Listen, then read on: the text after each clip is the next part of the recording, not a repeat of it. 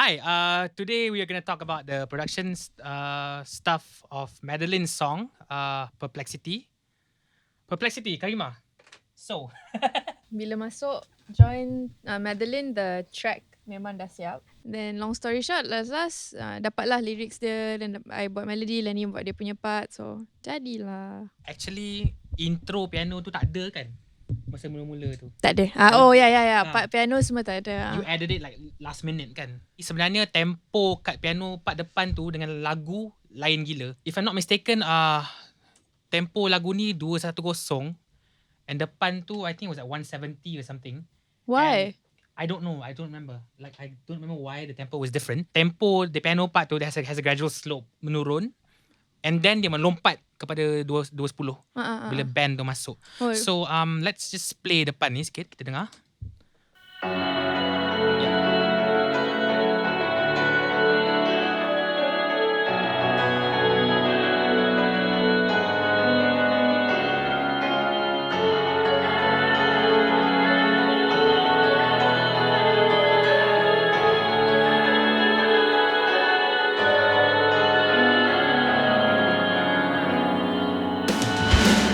I think I remember why we did that. Yeah.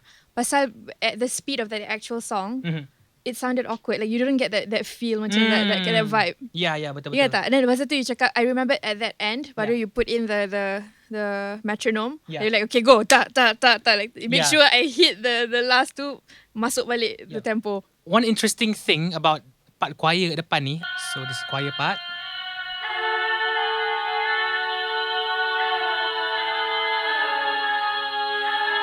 Okay, ada 4 layer kat sini. And actually choir part ni ditambah last minute. I remember masa diorang tengah nak siapkan recording album ni, I was actually about to go to Germany. Lepas part piano dah habis record kan, Kareema was like, I want to add some choirs at the front. And I'm like, okay, I'm leaving soon. So what she ended up doing was, dia record part choir tu over WhatsApp. Like each part sent over WhatsApp. So this choir part kat depan yang you dengar ni, actually dia record over WhatsApp, send kat WhatsApp, and yeah, I just mixed it in and it sounds great. And somehow, because it's Nash, jadi. Because Oleh it's on. Nash. On. Let's check out the band part.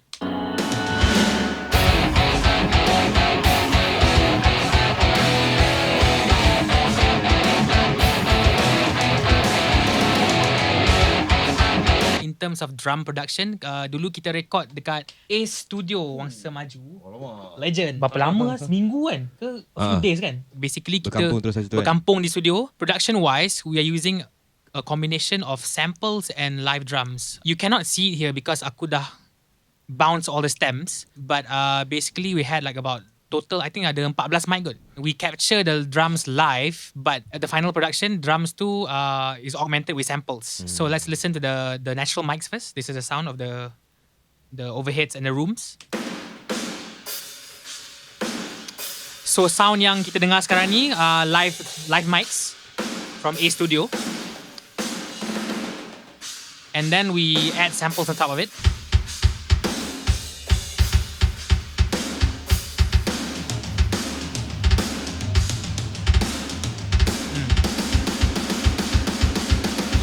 This is my normal style of production. Aku suka record live drums with samples. And the process of turning the live drum playing into the samples is aku punya software tu dia akan detect segala hit yang drummer tu main and convert each note to MIDI. So the reason aku buat benda ni is sebab aku suka guna the samples tu for processing is much cleaner. I mean, of course you can have the same results with live drums, but I like being able to blend samples into the live drums for that punchy, I love Yes. super loud ass drums. So mainly the live tracks tu you pakai the rooms lah, bukan the close mic lah, the rooms and the Yes, overheads. aku ambil actually there is a very small blend of the closed mic, so ada, but in the full mix you can't really hear it. Okay. And the reason kenapa kita blend juga the closed mics tu is sebab kita nak capture ideal punya natural dynamics. Yes, dynamics. Yang end up jadi MIDI tu pun it captures ideal punya dynamics juga. All the ghost notes semua tak? Ghost notes pun semua dapat detect. Oh, okay. But there's a lot of hand editing, like even after the fact, I still have to manually adjust the velocities to make it fit better in the production lah. So yeah, live drums plus samples. Try it. It's nice. Okay, and I want to talk a bit about the guitars. Let's skip to the front here a bit.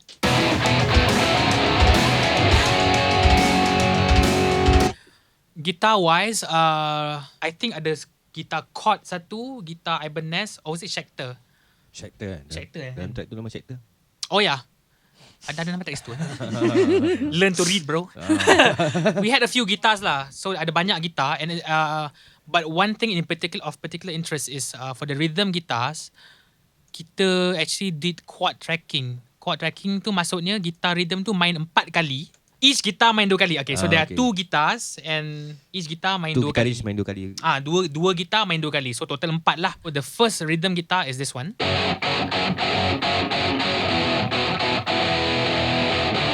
And then the other rhythm guitar is playing the same thing twice. So they both have different tones. The guitar 3 and 4 tu dia lagi sebu. And what we do is we blend those together to form the final rhythm sound.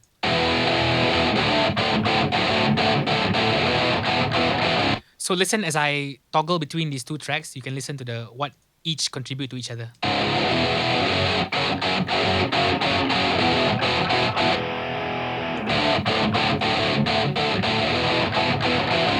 So it's like a symbiotic experience. They need each other, otherwise they don't sound good on their own. Jadi macam garing. Yeah, It's like garing. Garing and fat, chonky. Chonky tone. How do you record the guitars? Pakai amps ke tak?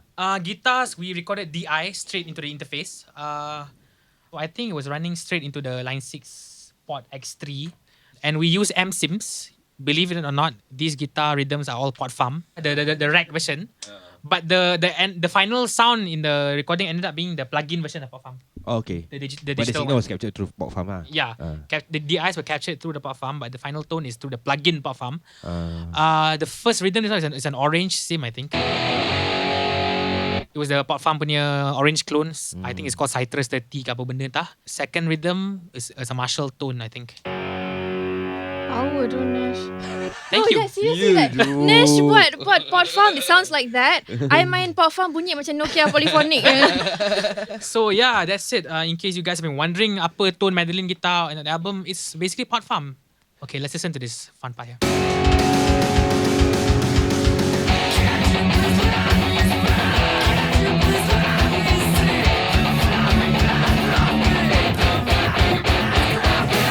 Masa we were discussing this album, this was in 2014 I think. Masa tu aku jumpa Nel dengan Ijoy dengan Aidil, and we talked about how direction album ni. I discussed with them yang kita nak Lenny nyanyi lagi banyak. We wanted to incorporate Lenny punya melodic screaming, iaitu screaming with pitch. Diorang cakap tu Lenny dah Bieber. Lenny Bieber. So that's why dalam album Ascension ni you akan dengar banyak parts yang Lenny nyanyi, like this part.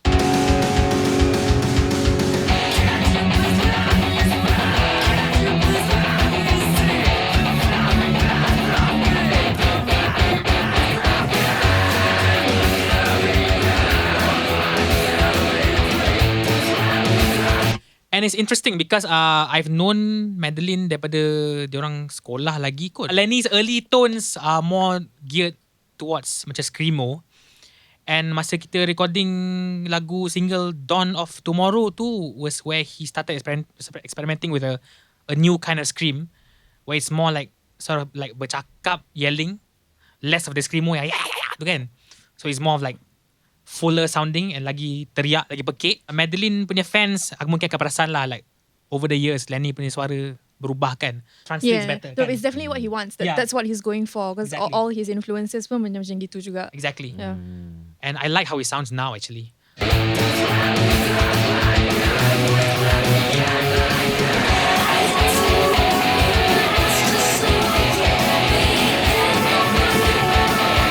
So Kareema, in terms of lyric writing, korang biasa work independently kan? Yeah.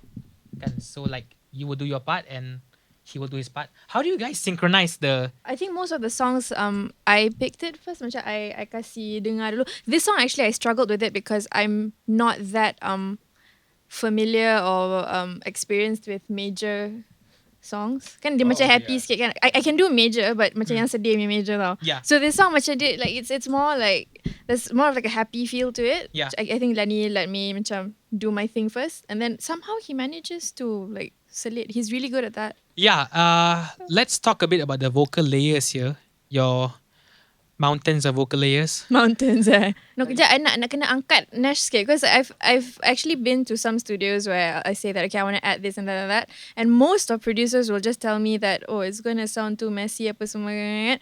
But no matter how many layers I throw at Nash, he will always somehow be able to mesh it all together.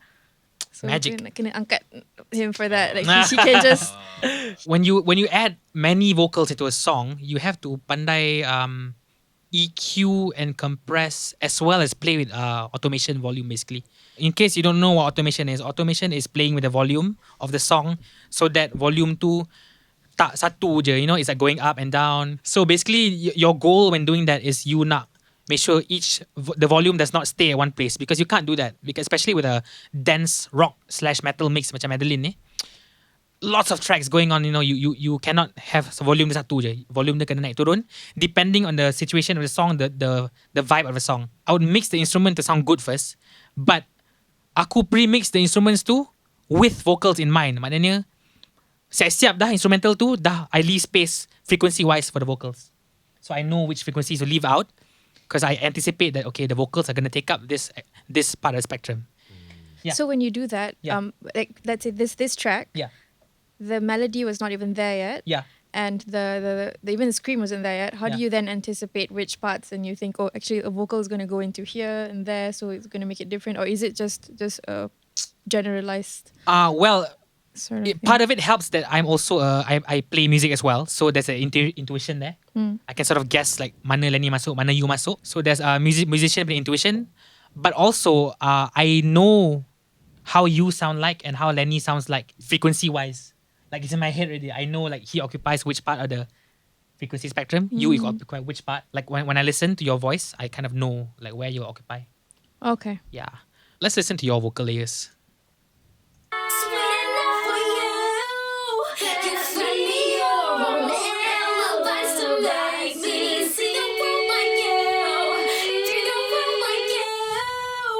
Let's listen to the full mix. In case you guys are wondering what DAW I use, I'm a Cakewalk Sonar person, which is now called Band Lab by Cakewalk. So I know you guys think Cakewalk sucks, but deal with it. I'm used to it. All DAWs are the same, basically. You can use GarageBand, Logic. It's just convenience. Yeah. You can use Logic, Fruity Loops, FL Studio, whatever. Just use whatever works. There's no such thing as Pro Tools sounds better, the sound engine and Cubase. No, it's all bullshit. Semua sama je.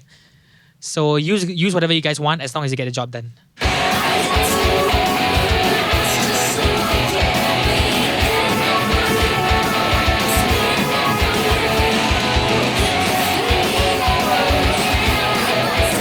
So the important thing here is that for the backups, the na na na na, you have to mix them not soft because kalau you turunkan volume dia tak dengar. So what you do is you darken it. You bagi EQ dia bulat sikit. Then dia tak kacau the mains. Because in terms of singing, she's actually quite busy that she's doing a lot of notes. So the tendency for that to drown out everything else is very high. So what I end up doing is for the backups, you bulatkan tone dia. And then you sort of pan it around, you get it away from the center. And then, it ends up being like a keyboard of sorts. I imagine Kareema's vocals as like a pseudo keyboard. Yeah, that's how I imagine mixing your vocals. Tapi the baby tu memang banyak counter melodies. Memang you are classically trained No. They're super talented. Tak lah. I just born with it. Yeah. Eccentric lah. Bit eccentric lah. Okay, better word lah. Humble sikit. Tak, sebab dia banyak counter melodies kan. And actually, we did spend some time on that because... And because we worked so many things macam on the spot. Yeah. So we were also experimenting on the spot. Terus Exactly. record. Yeah. And I think you also gave me so much freedom. Yeah. You just gave me all the tracks and you're like, okay, you just throw in whatever you want and then apa yang tak kena kita just delete. Yeah. So that's kind of how we worked. Yeah. I want to talk about this part. You like this part, I know. this part, besides being very recognizable, I hope, to the fans, first let me just solo Lenny's part. I think it's this one. I'm so sorry. Yeah. I cannot be what you want me to be. The track wise here is a bit dense because ada guitar octave kat sini. So Ijoy main benda ni. So there's a lot going on there. The issue was in the production is that Lenny punya scream singing ni, the fundamental note tu tak berapa jelas. You hear a lot of noise, like white noise, because he's screaming kan. So what we ended up doing, I'm going to reveal to you one of our secrets. If you listen here carefully, I'm not sure if you can hear it in the full mix, but Now I remember. yeah. Yeah. So what's happening here is Kareema unison Lenny punya screaming. Unison meaning she's singing the exact same note as Lenny punya I'm so sorry. So it ends up being like a... You guys dengar as I toggle this pink track on and off. Tengok you guys boleh detect that difference there. I'm so sorry. I cannot be what you want me to be. So Kareema's melodic singing there is tucked behind Lenny punya scream tu. And she even harmonizes here. I'm so sorry.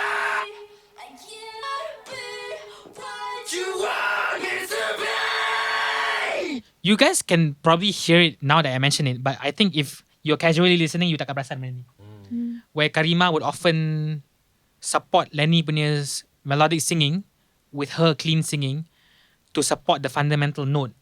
Because Lenny punya function is more of texture, whereas Kareema is the note. The melody kan. So this is normal in recording. Apa-apa genre pun, colouring or texturing, I don't know what the real technical term for it is, but it's the process of adding a ton of layers, invisible, so-called like subtle layers that you can't really hear, but if you mute it, something's wrong with the song.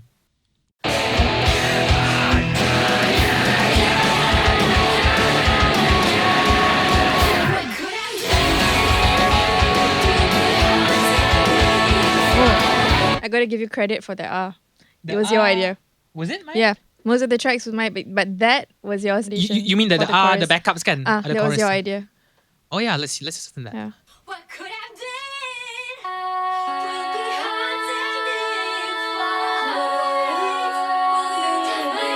That was me, but the Yeah. rest of you. Yeah.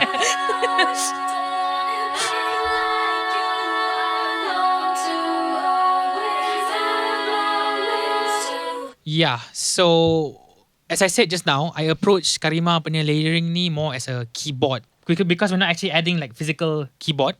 So we substitute her voice as a functionality wise as a keyboard. So the R's there was like a pad. chord. Pad, It's yeah, like you're playing a chord. Yeah. It's a chord. One thing that aku nak clarify, let's get this out of the way. Kareema does not need tuning. Yeah. She does not need tuning. Her vocals. But kalau you dengar, you perasan tadi on the additional texture layers too. Yes, there is tuning. Yes, I admit.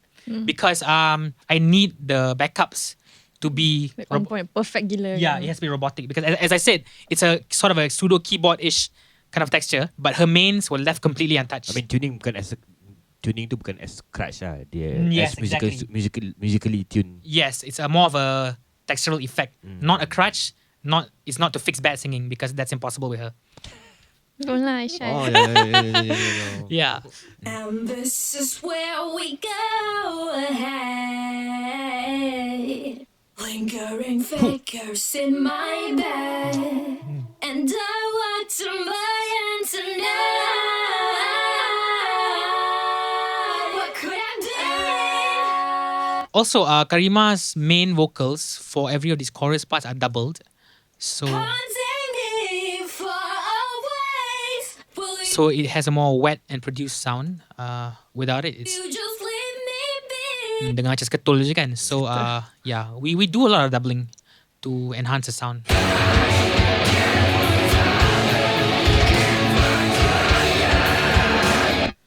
So I want to mention one thing about the guitars here. We would do a lot of automation to make sure each guitar part dengar when it needs to and just behind when it needs to go back. The guitars have to move around a lot.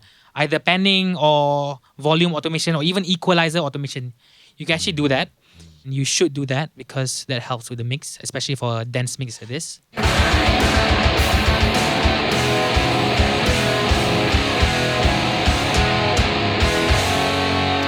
So yeah, that's about it, right? But itulah, when I first heard this album kan, kan sebelum album ni kan kau macam kau take a break production kan. Interesting story. Aku took a break for production sekejap in 2014, I think. It was about the same time the band shop tutup studio. So I was sort of like, aku rehat kejap because lagi pun tak ada tempat nak record kan. And what happened was Lenny sebenarnya. Lenny Facebook aku tanya, Nash, kau tak record dah ke? That's all it took lah. That was all it took. Seriously, that was all it took. So Lenny, ayat kau power. Say no more, fam. Say no more. I got you.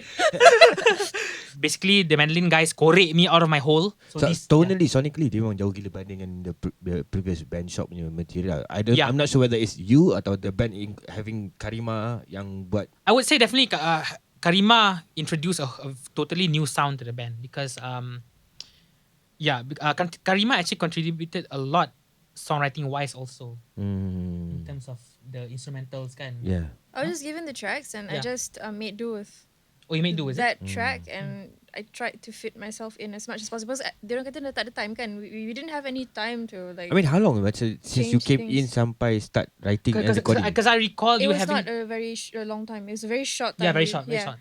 Because I could some of the songs I even had to like tulis lirik dalam kereta. There were some songs I think I did. I remember that song. Dia sampai rumah and like aku buat lirik dengan kereta tu. Ada kertas ni kan, like, baru tulis tu. Like so very impromptu. We didn't have much but time. I'm glad you told me you didn't like it because the second one was so much better. So much better, yeah. Yeah. So always have another tip for you. Always have something handy for you to record. It can be like just a phone, you can record voice memo, WhatsApp ke apa kan. Always have something standby to record because ideas can come anywhere. Macam dalam songwriting wise and lyric wise, Yeah. who picked the topic first? You ke Lenny? Nobody picks a topic. We never have a topic picked out. So, like I said, most of the songs I will go in and terus just tulis whatever I feel like tulising. And tulising. somehow it just, brilliant. And then somehow it will flow. Lenny feed off whatever you wrote. So you wrote first lyric wise? Most of the time, yeah. I think so, yeah. Topics tu lah kan. But it's great that no matter what Kareema tulis, Lenny Dia boleh. dia boleh je masuk. Yeah. So that's one interesting thing chemistry wise that Maddthelin has going on.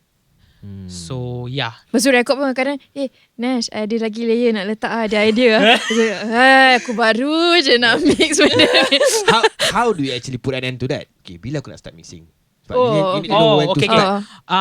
When When you need her to know when to stop for you to start kan. we will agree lah by the end of the session. Like, is this it? Betul? Is it? Yeah, is it? And yeah. it has to be a mutual agreement. Yeah. To be fair, I never actually said this is it and then come back. Usually bila I dah satisfied, memang I know I'm satisfied. Yeah. And Okay. usually that's it. Yeah. But the thing is, it's not an issue because normally when I would say we wrap up a recording session, aku dah boleh start mixing right away. And as I said, because I leave frequency wise like space. Slotting kan. Kita dah slot kan. Slot the vocals. Yes. So even if like let's say 2-3 days later Kareema say nak tambah vocal, it's normally not an issue, not that much of an issue lah. So you master in the same session ke ataupun you bounce Same out session. or you terus mix and master in the same Yes, session? yes. Alright. A typical process would be aku akan set up a mix chain first, meaning no mastering. So I'll have the basic, the SSL bus compressor because I feel like when you are mixing, you need to have a bus compressor to glue everything together. Yes. Because otherwise, if you mix totally kosong kat master bus tu, it will sound like you just tampal the tracks on top of each other. There's no gum glue so-called kan. Yeah. Because that's what binds all the tracks together and it sounds like it's one whole thing, like one cohesive recording rather than you tampal record assessing. Which is important, especially when zaman sekarang ni kita, like sometimes people are recording remotely kan, sending tracks back and forth. Kadang-kadang drum record tempat lain, guitar tempat lain, vocal tempat lain. So it's important that you know how to glue everything together so it sounds like one cohesive recording. Yeah. I mean, majority of this recording is home recording, but Yeah. itulah macam banyak orang comparekan recordings home recording and big studios recording. Yeah. At the end of the day, what matters is good songwriting and good engineering. Of course, lah kan? of course. Yeah. I That- see a lot of people now justifying home recording ever since Billie Eilish, Yeah. which there's nothing wrong with that. Sure, we can work at home, but you have to hone your craft. It's not just okay. Billie Eilish record kat rumah boleh menang Grammy, so aku pun boleh. I appreciate your enthusiasm, but please invest into the craft. Learn how to mix properly, how to even acoustics, bilik acoustic. Yeah. One thing I notice yang banyak sangat orang salah faham is they don't consider room acoustics at all. You have to tell them what your acoustics was. Oh shit, Yeah, tapi vocal booth. Yeah, tapi Okay, it was my bedroom studio kat rumah kan. So dalam bilik aku tu there's this one cupboard macam tempat untuk closet. Dia macam ke dalam sikit macam tu tau. Cakap je lah almari. It was Kareema basically disumbat di dalam almari. It was a very engineered almari. There was a carpet floor. Tepi tu ada tilam. 2 tilams kan? Yeah. On each wall. Oh, so you're saying that was actually intended? Yes, it was intended. Oh shit. So almari ada tilam tepi tu, left and right tepi. Atas, did we had that floating thing? Ya doh. Kan? Nasib baik aku pendek.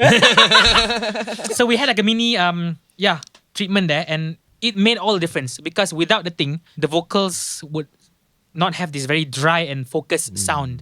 What I'm saying is acoustics, you boleh record at home, but you need to put in some effort to make it.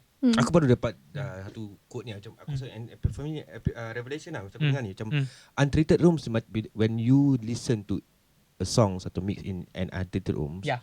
you're hearing too much of the room's opinion, Betul. which is why That's orang Melayu kata dinding boleh bercakap. Oh, deep. Deep. Super deep. So Weh, deep. I gila, drown. Sal. I cannot breathe. So deep, I feel like falling down. Aku cakap wow. Corona ni. Dia Betul. betul. Yeah. Bedroom That's a really good one. home room production Bedroom dia. without treatment, you are hearing the wrong thing, and especially production.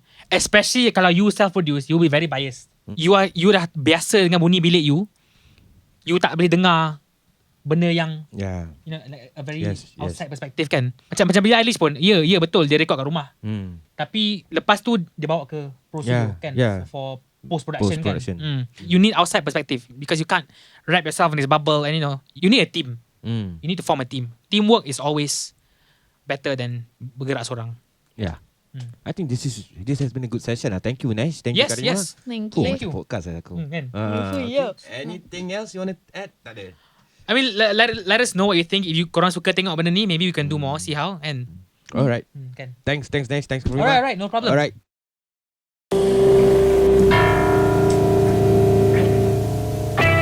Banyak sekali